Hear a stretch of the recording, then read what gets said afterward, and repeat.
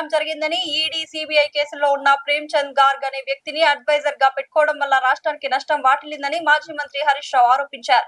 కాకినాడ పోర్టులో 7,500 మెట్రిక్ టన్నుల బియ్యం ముక్కిపోవడంపై నష్టాన్ని వెల్లడించాలని డిమాండ్ చేశారు. నిజాయితీ ఉంటే హౌస్ కమిటీ వేయాలని సవాల్ విసిరారు. యాసంగి బోనస్ పై మంత్రి ఉత్తమ్ కుమార్ రెడ్డి సమాధానం చెప్పడం లేదని విమర్శించారు. నాఫెడ్ అనే కేంద్ర ప్రభుత్వ సంస్థ మేము మీకు కాకినాడ పోర్టుకు బియ్యం రాగానే మీకు వెంటనే డబ్బులు చెల్లిస్తాం, మాకు అవకాశం ఇవ్వండి అంటే కేంద్ర ప్రభుత్వ సంస్థకి ఇవ్వకుండా ఒక ప్రైవేట్ సంస్థకు ఎందుకు ఇచ్చారు? ఈ బియ్యం ఎగుమతి కోసం మీరు ఏమైనా టెండర్లు పిలిచారా? ఎక్స్ప్రెషన్ ఆఫ్ ఇంట్రెస్ట్ పిలిచారా?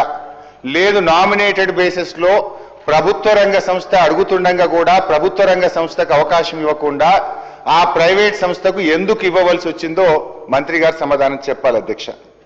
మూడోది అధ్యక్ష, ఇప్పుడు 22,500 ఎగుమతి చేశామన్నారు. మరొక 7,500 మెట్రిక్ టన్నులు ఒక సంవత్సరం నుంచి కాకినాడ పోర్టులో పడి ఉన్నాయి. మరి ఆ కాకినాడ పోర్టులో ఏడాది నుంచి బియ్యం ఉంటాయి అధ్యక్ష, ముక్కిపోతాయి, పురుగులు పట్టిపోయినాయి. ఆ 7,500 మెట్రిక్ టన్నులు కాకినాడ పోర్టులో ఉంటే అక్కడ మనం ఇప్పుడు ఆ గోడౌన్ ఛార్జెస్ ఎవరు కట్టాలి? రాష్ట్ర ప్రభుత్వం కట్టాలి. వీళ్ళ అగ్రిమెంట్ కూడా తప్పు ఉన్నది.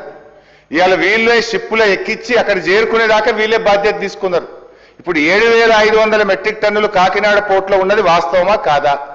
ఒక సంవత్సరం నుంచి 7,500 మెట్రిక్ టన్నులు కాకినాడ పోర్టులో ఉంటే మరి దానికి ఎంత మనకు గోడౌన్ ఛార్జెస్ పడ్డాయి, హ్యాండ్లింగ్ ఛార్జెస్ పడ్డాయి, మరి అది కూడా కలిపితే నష్టం వచ్చినట్టే కదా. మంత్రి గారు క్లెవర్గా ఏం చేసిందంటే ₹1 కోటి లాభం వచ్చిందని చెప్పే ప్రయత్నం చేసిండ్రు. మరి 7,500 మెట్రిక్ టన్నుల బియ్యం ఏమైపోయినాయి? అవి ముక్కిపోయినాయా, పురుగులు పట్టిపోయినాయా? అవి వాటి పరిస్థితి ఏంది? దానికి ఎంత హ్యాండ్లింగ్ ఛార్జెస్, గోడౌన్ ఛార్జెస్ మీద పడ్డాయి? మంత్రి గారు అధ్యక్ష హెలికాప్టర్లో పోయింది అధ్యక్ష కాకినాడకు. ఇదేదో పెద్ద పని చేస్తున్నాం, వేల కోట్ల రూపాయలు సివిల్ సప్లైస్ కార్పొరేషన్ కు ఆదాయం వస్తుంది, గత ప్రభుత్వానికి తెలివే లేదు, మేము చాలా గొప్ప ఘనకార్యం చేస్తున్నాం అని చెప్పి చాలా పెద్ద పెద్ద మాటలు చెప్పారు అధ్యక్ష మంత్రి గారు. వాస్తవంగా జరిగింది దీని వెనుక పెద్ద స్కామ్ జరిగింది, రాష్ట్ర ప్రభుత్వానికి నష్టం జరిగింది. ఒకవేళ మంత్రి గారు మీకు నిజాయితీ ఉంటే నేను స్పీకర్ గారి ద్వారా ఈ ప్రభుత్వాన్ని డిమాండ్ చేస్తా ఉన్నా, ఒక హౌస్ కమిటీ వేయండి, దీంట్లో జరిగిన అవినీతిని రుజువు చేయడానికి నేను సిద్ధంగా ఉన్నా. మీరు ఒక హౌస్ కమిటీ చేయండి.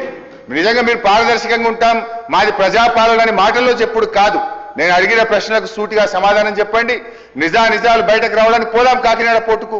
మీరు ఆ రోజు జెండా ఊపడానికి హెలికాప్టర్ వేసుకొని కాకినాడ పోయింది కదా. మరి ఆ 7,500 మెట్రిక్ టన్నులు కాకినాడ పోర్టులో సంవత్సరం నుంచి అక్కడ ఎందుకు పడి ఉన్నాయి? వాటి పరిస్థితి ఏంది? మంత్రి గారు చెప్తారా? దాంట్లో వచ్చిన నష్టం ఎంత? సూటిగా సమాధానం చెప్పండి. ఎందుకు మీరు తిమ్మిరి బిమ్మని చేస్తారు? ఒక ఘరానా మోసగాడిని ఈడీ సిబిఐ కేసులో ఉన్నవాడిని రాష్ట్ర ప్రభుత్వం కనీసం చూసుకోకుండా అడ్వైజర్గా ఎట్లా పెట్టింది అధ్యక్ష? కేంద్ర ప్రభుత్వ సంస్థ మేము అడ్వాన్స్ గా డబ్బులు ఇస్తాం అని చెప్తే కేంద్ర ప్రభుత్వ సంస్థ అడిగితే వారికి అవకాశం ఇవ్వకుండా, నాఫెడ్కి అవకాశం ఇవ్వకుండా ఒక ప్రైవేట్ కంపెనీకి మీరు నామినేషన్ బేసిస్ లో ఎట్లా ఇస్తారు? How the rules will permit? వీటన్నిటి మీద అన్ని విషయాలు బయటకు రావాలంటే ఒక హౌస్ కమిటీ వేయాలని మీ ద్వారా ప్రభుత్వాన్ని డిమాండ్ చేస్తున్నారు.